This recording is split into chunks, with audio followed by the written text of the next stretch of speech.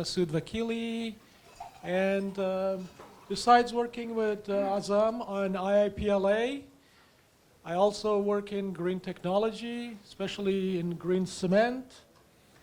But today I'm going to talk about carbon offsets. It's an emerging technology and issue. It stems from the fact that either governments around the world require companies to reduce their carbon footprint, or companies themselves, out of reputation or responsibility, voluntarily want to reduce their carbon footprint. So it's big business, and especially here in California, where we have the California Cap and Trade program. Most covered entities are supposed to reduce their carbons emission by 3% between 2021 and 2030, and by 2050 to get to carbon neutrality. We'll talk about an issue that's a challenge to the entire humanity, unlike the other challenges, which is one country against the other. So this is really an existential issue for all of us. So what are carbon offsets? So the definition of a carbon offset is 1 metric ton of CO2 in regular atmospheric conditions. So it's 1 metric ton of CO2 emitted. And this is if you can avoid emitting that amount of carbon dioxide, then you get the credit. Many people, just so you know, they just do and plant a tree or two. That's how they do it. But now there are more technologies that are emerging to reduce their carbon offsets. So there are sellers and buyers. There are green companies who sell these offsets, and just about most everyone does buy these offsets, either through regulations or through voluntary carbon reduction. The big law in California is California Air and Resource Board, which has the Cap and Trade program. They have a website you could visit. And there are two types of markets for buying and selling these. One is the compliance market, which is required by the government or regulating bodies, and the voluntary carbon market, VMC, which is out of reputation or responsibility by pretty much all the big companies. There are de facto semi-exclusive. Normally when you are in compliance market, you're probably not in voluntary market right now, but right this moment, voluntary market is much, much bigger than the compliance market, because rules and regulations and bodies are actually just about emerging.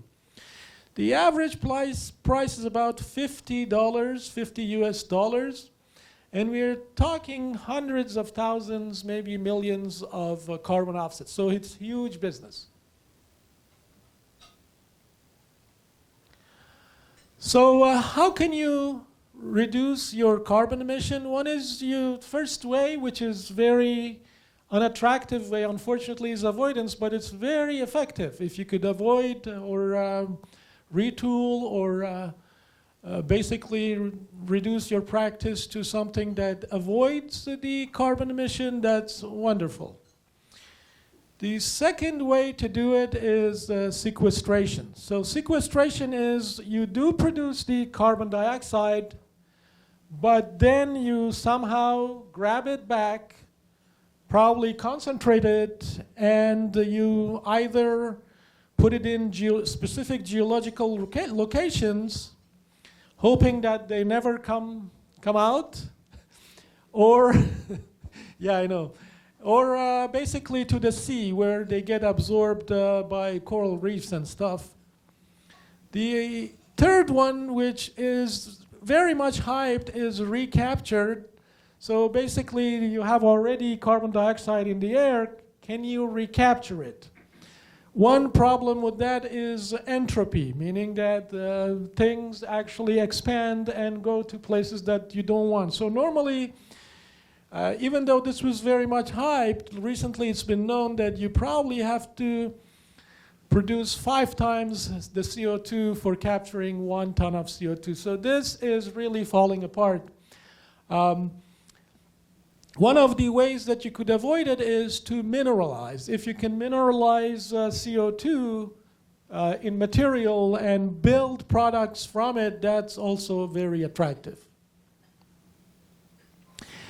There are 3 or 4 conditions that the regulating bodies want you to have. So in order for me to sell or claim 1 carbon offset, first of all, it has to be verifiable. So it must be verified by a third party that you actually have reduced 1 ton of CO2, 1 carbon credit. And there is a huge issue that I'll come back to, it's double counting. So there is the buyer and there's the seller, and normally both of them want to claim the carbon credit. Second condition is permanence, so verifiability, permanence. So you do sequester or you mineralize or you avoid, whatever you do, it has to be permanent. You can't put CO2 away for a while and it comes back to the atmosphere later. You cannot do that. So the permanence is a big issue in sequestration. Those wells under the ground, do they, for example, leak? It's very hard to find. Then this naturally favors mineralization of carbon dioxide, by which process you put the carbon back into some material and it becomes a solid and it never escapes. The third one, which has a lot of legality attached to it, is additionality. Additionality means that you can't say, oh, I have a process, it reduces carbon dioxide and therefore I get the credit. No, you have to do an extra thing, an additional thing. You have to go out of your way, you have to spend additional money, additional effort, additional investment. So the additionality is a big issue in legal circles. And the carbon offset that you're claiming should not be otherwise claimed by someone else. So there are several regulating bodies and rules. VCMI is the Voluntary Carbon Market Integrity. This is on the seller side. ICVCM is more on the buyer side. So the big companies that do buy carbon credit, for example, maybe GM buys carbon credit from Tesla because Tesla has green cars, whereas GM has a lot of fossil fuel cars. So that'll be ICVCM. There is something called gold standard. We'll talk about it a little bit. There is the Climate Action Reserve. And there is an advisory body called SBTI, Science-Based Target Initiative. It's very respected. And then there are the big guys like CFTC, the Commodity Futures Trading Commission, and they have a task force called Environmental Fraud Task Force, making sure that companies do not claim carbon credits for no good reason. Then there is the CEA, which is the Commodity Exchange Act. This is a whistleblower, so it looks for all these carbon transactions and tries to do whistleblowing. Then the 2 big guys here are FTC, which has a green guide, and also SEC. The Security Exchange Commission does not monitor your carbon emission claims, but you do need, if you're a public company, to report it correctly in your quarterly reports and such. Here is one example that hopefully solves a lot of these issues. If you can see, we are comparing 3 types of car: electric, hybrid electric, and just fossil fuel cars on the right. And immediately what you could see from here, that a green car is not that green until it hits the road. Once it hits the road, they allot about 10 years for it to catch up. And at the end of the 10 years, we are about 39 tons of CO2, whereas a hybrid is 47 and a fossil fuel is 55.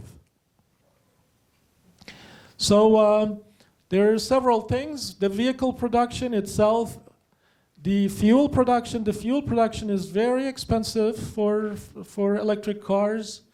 And then there is maintenance. And then there is the vehicle, the battery, the power. You have to take all these into account. And who is the consumer? The consumer is very important. Right now, Tesla, for example, they claim a lot of carbon offsets. They sell a lot of carbon offsets. That's one of their biggest revenue streams. They can't do that because most their customers are individuals. Because if I buy a Tesla for a green premium or for convenience, I do not claim the carbon credit as an individual. But if a legal entity, like for example, just imagine Uber ordering like 100 self-driving cars from Tesla, and Tesla sells these as green cars.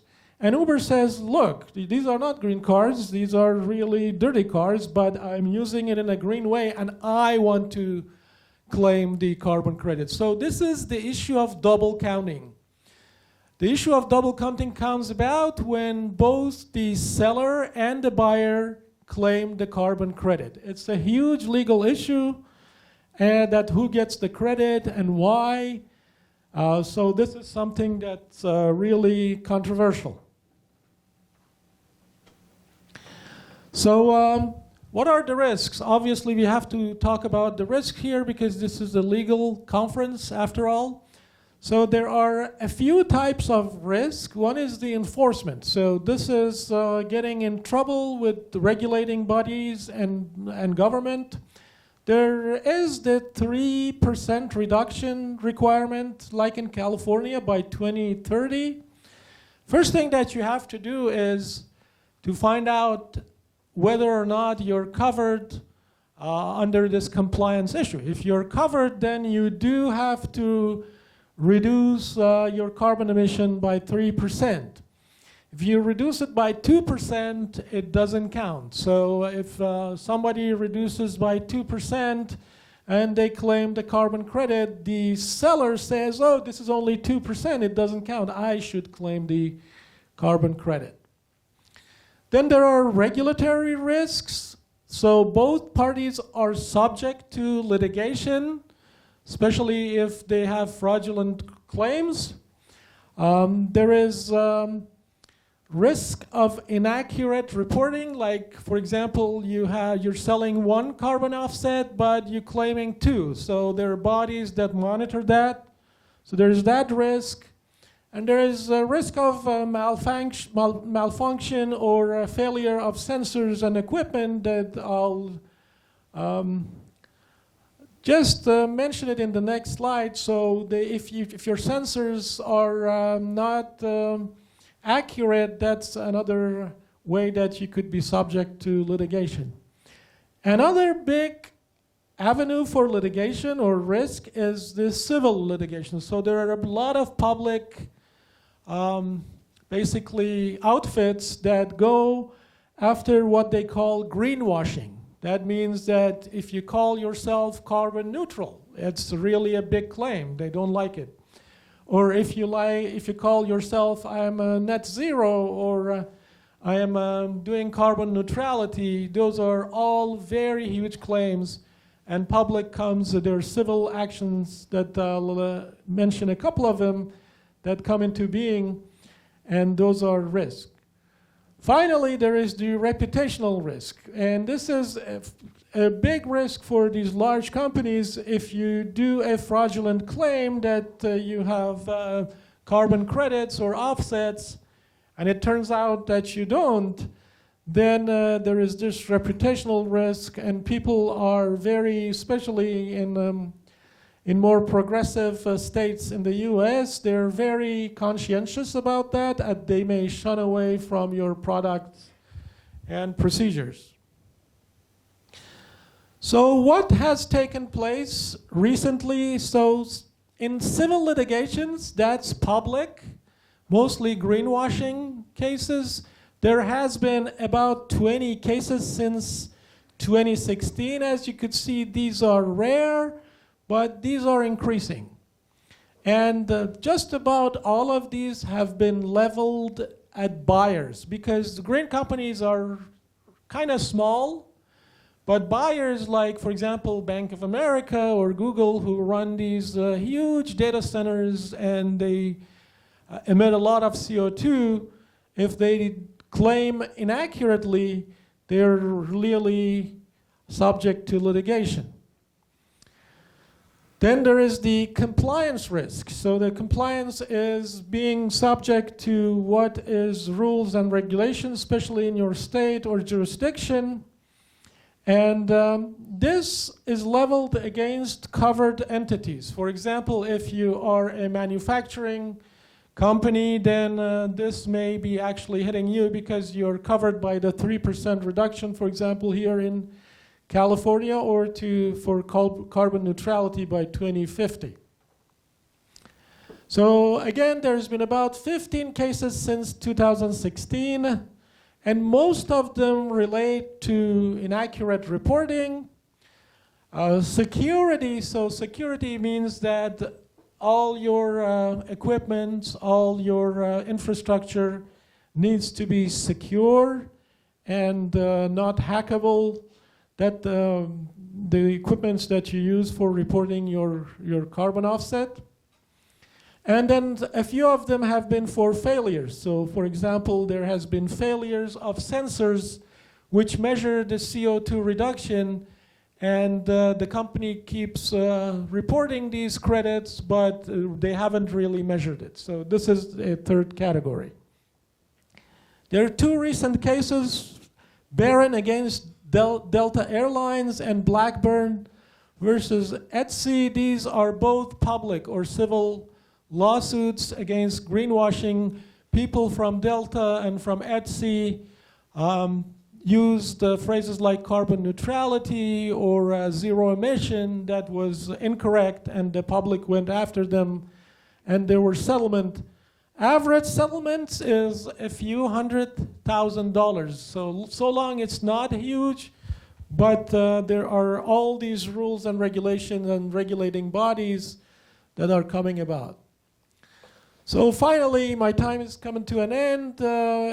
Carbon offsets are serious business, both for the planet and also financially they're huge. There are two markets, compliance and voluntary markets. Voluntary markets are very big right now, but the compliance markets are developing as we speak. There are regulating bodies and guides developing all the time.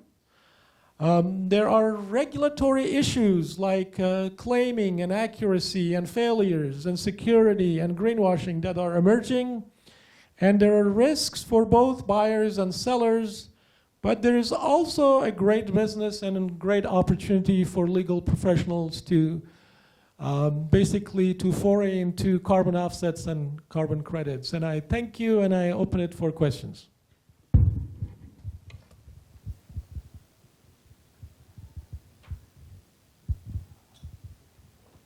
You said that Tesla sell a lot of carbon offsets. How do they actually go about doing that?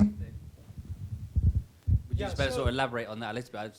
Yeah, so they have a green premium because the car that they sell does not produce any emission on the street, even though the production of the car is carbon intensive. But if you calculate the 10-year use of the car and the battery, then it does have a green premium, and that's how they claim it. The other thing that is reputational is that the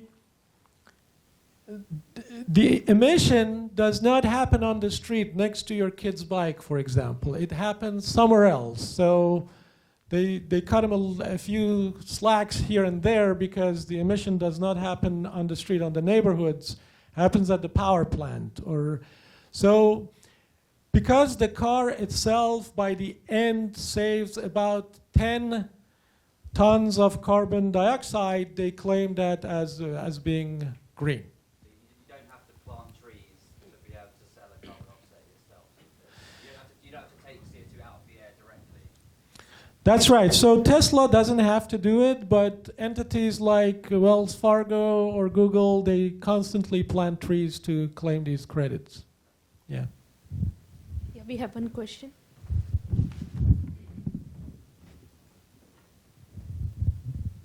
So Masuod, you talked about double counting and greenwashing and so on. So I have two related questions. One is the selling of credits, I mean, is it so new that it's not regulated at all? I mean, you talked about a lot of bodies, you know, big, heavy hitters, but there is no formal framework yet for regulation. That's the first one. And the second is, why is this not on the blockchain? I mean, it could easily be put on the blockchain and prevent all this double counting quite easily, right? So very good question. So for the first question, yes, the regulating bodies and task forces and guides are just developing because this is new business. So because of that, like I said, the voluntary market is even bigger. So it's the reputation. The second one, there are efforts to put these on a ledger and blockchain, but the infrastructure is still not there. You need all these sensors and monitors, so those are maybe there, but they're not integrated into the greater scheme of things, the networks and all that. So there are all these. No, I was thinking more just the transactions, like, you know, Tesla or Bank of America claiming something and selling or buying credits. Just the selling or buying of credits, if that's put on the blockchain, at least the double counting problem hopefully substantially reduces, you know, except for players that are not on the blockchain at all. Yeah, that's a true statement. So in that case, it's almost obvious, like you can double, but there are many other cases that somebody says, I have this device in the ocean that does this. Then the seller of the device wants to claim the credit, and the user wants to claim credit. So there are a lot of unknowns here. But it's huge business, especially in the U.S. and particularly in California, and it's a very good area of practice for legal professionals to look into. All right. If there's no questions, I'll thank you all, and we'll go to the next session.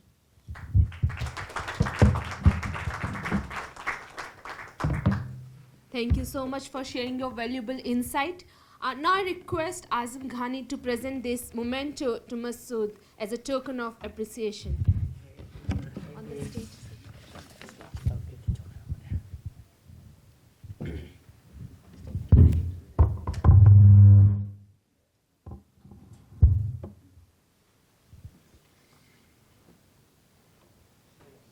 Thank you so much, and a big round of applause.